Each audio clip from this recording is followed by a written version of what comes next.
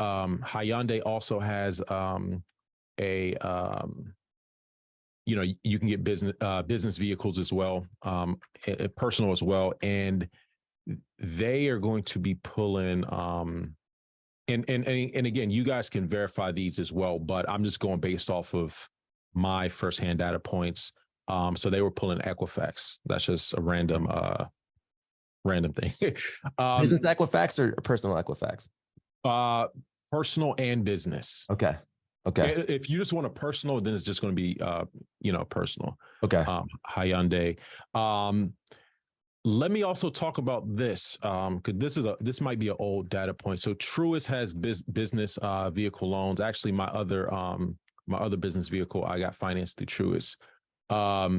So the way they work, and this is something to be careful of, because I know Truist is becoming one of the more popular financial institutions right now. Mm-hmm. You basically need, before you apply, these are just things to just keep in mind, because this is something that I actually made the mistake of doing 2 years ago. So you want to get a bill of sale, right, with the out the door price. Okay. Why does that matter? Tell them why that matters. Yeah. Break that down. So you want the out the door price because you don't want the price to change. Like, when you go there, they're going to say, oh, you get extended warranty, get a tire package, get all of this. Yeah. You want to tell your salespeople, give me the out the door price. And this includes taxes, registration, everything. Out the door price, final price. This is the number that you're going to get put on the check that gets cut. Okay. Mm-hmm. So you want a bill of sale, right? The other thing you want to do is you do want to put down a deposit, and this actually goes before the bill of sale. And I'm going to explain why. And it's kind of weird the way their process works, but you want to put down a deposit. And it doesn't have to be. It could be like $100, right? You just give them a check, right? Put down a deposit to reserve your vehicle, because what might happen is, if, let's say, the VIN number changes. If the VIN number for Truist, if the VIN number changes, it's considered a new application. So then they'll hard pull your credit again. Okay, so. That's why you want to put down a deposit. So I just want to put this fact: if the VIN number changes, it's like a new, it's like a completely new application. It's kind of similar to, like, let's say with like real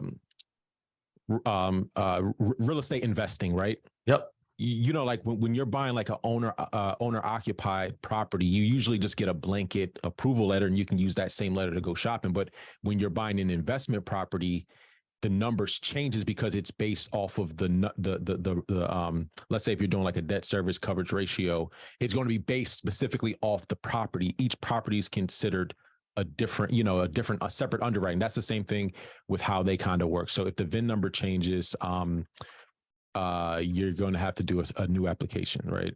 Mm-hmm. And so that's something I learned through trial and error. New application, okay. And of course, they're Equifax all day. Okay.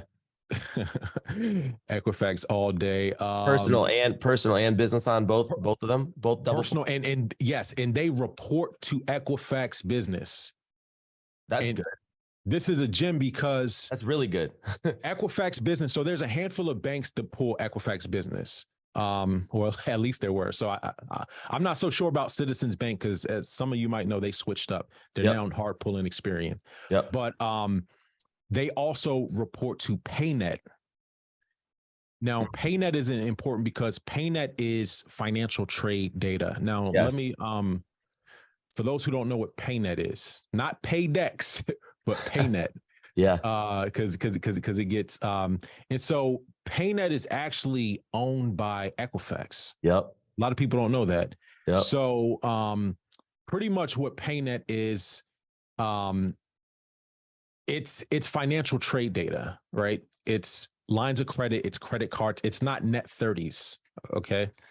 Let me see if I could just pull up a quick example of so it's really commercial banks use PayNet to see, okay, what is your your financial financial history in terms of like lines of credit, loans, equipment financing, all of that gets reported to PayNet. And Equifax actually bought PayNet.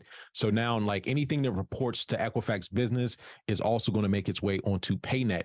And PayNet is important for loans and lines of credit. And I'm going to go into a couple institutions that actually do pull PayNet because at first I thought maybe it was a little overrated, but it actually comes into play for financial trade data. But anyways, going back, one thing that's a game changer right now is what's called car putty, right?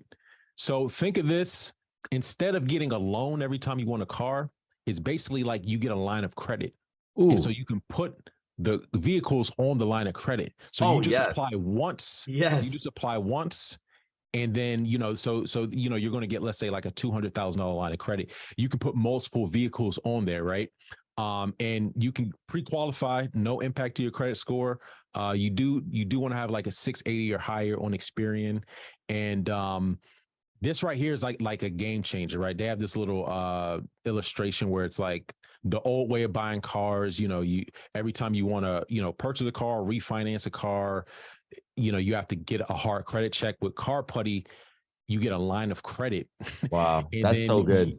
You pay down the line of credit. It's a fixed rate, and you just pay down the line of credit. And then once as you have available credit, you could add more cars to it and stuff like that.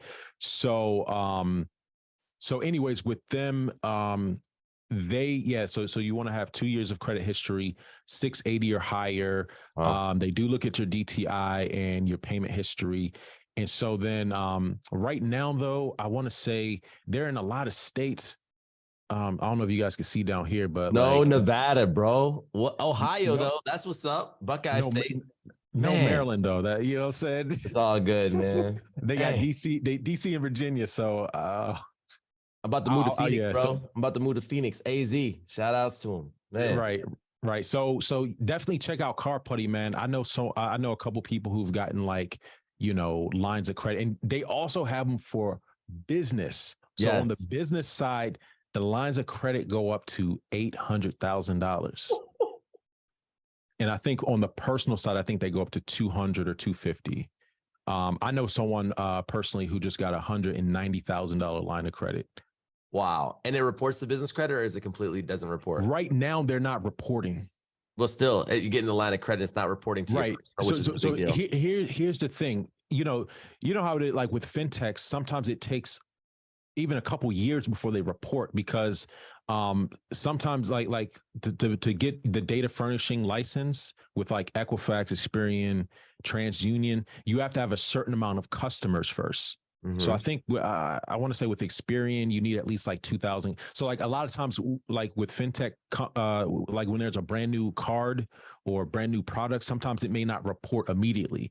Some of y'all might remember that, like when the Apple Card first came out, it was like a hidden trade line. Like it didn't report for like the first, and then eventually it started report. But from what I recall right now, Car Putty is not reporting. So like, at least for now, not to say that's going to be like that forever, but for right now, if you do wind up, using it, it's not going to show up on your credit report. It's not going to impact your DTI. So like that's amazing. That's a game changer right there.